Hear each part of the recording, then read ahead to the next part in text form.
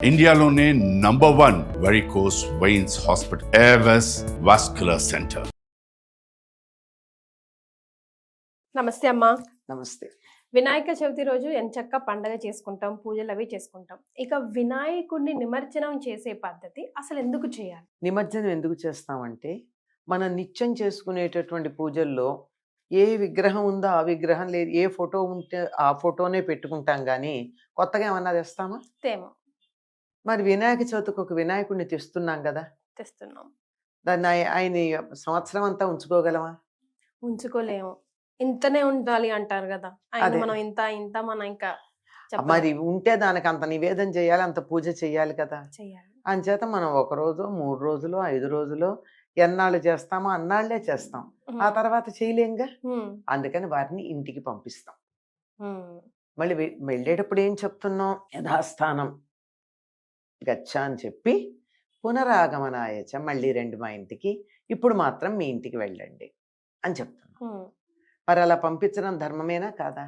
ధర్మమే కదమ్మా. ఇంటికి, మా ఇంటికి నిన్ను పిలిచాను అనుకో అమ్మా, ఎన్నాళ్ళు ఉంచుకుంటాను నిన్ను నేను?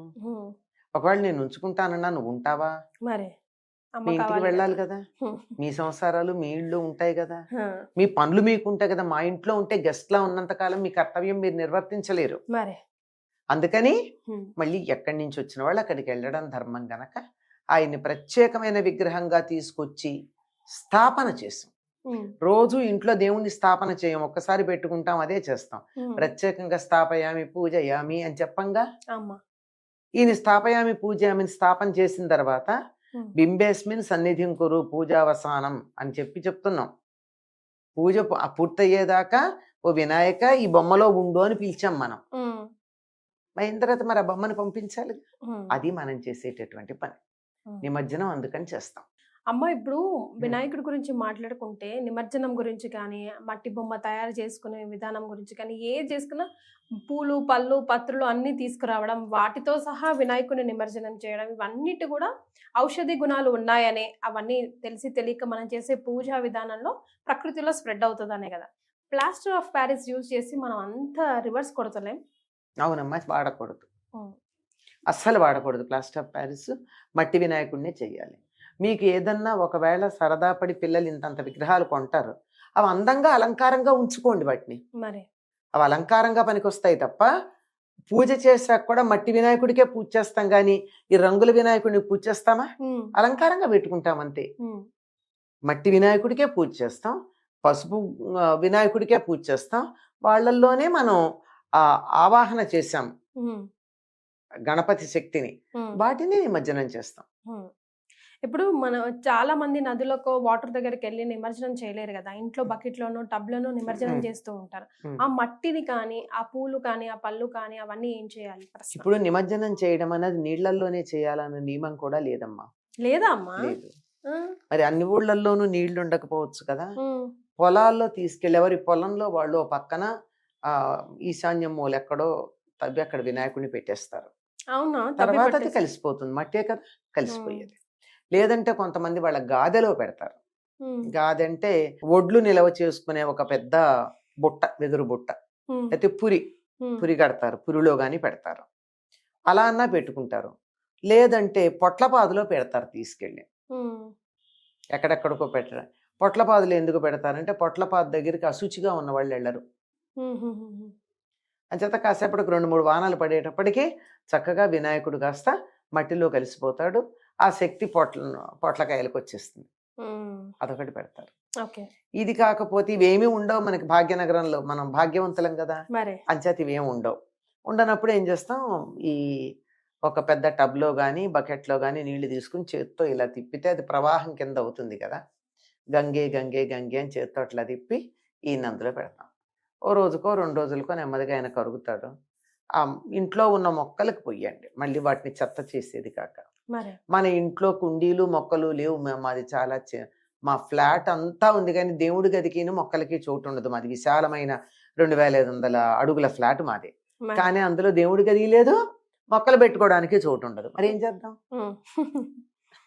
గార్డెన్లో పోసేద్దాం. అట్లాంటిది ఎక్కడన్నా దూరంగా తీసుకుని వెళ్ళి ఎవరు తొక్కని చోట, పాడు చేయని చోట చేయండి. మనకంతా ఎక్కడ పడితే అక్కడ ఏదైతే ఏ పని అయితే ఆ పని చేస్తూ ఉంటాం కదా, అటువంటి చోట్ల కాకుండా తొక్కకుండా ఉండేటటువంటి చోటుగా తీసుకెళ్ళి, సాధారణంగా ఎట్లాంటి చోట్ల పడేస్తారంటే, ఓ చెట్టు ఉంటుంది, చెట్టు చుట్టూతా చిన్న చిన్న ముళ్ళ మొక్కలు ఉంటాయి, వాటిల్లోకి ఎవరు వెళ్ళలేని పరిస్థితి ఉంటుంది. అటువంటి చోట్లకి వెళ్ళి నీళ్లు పోసేయండి.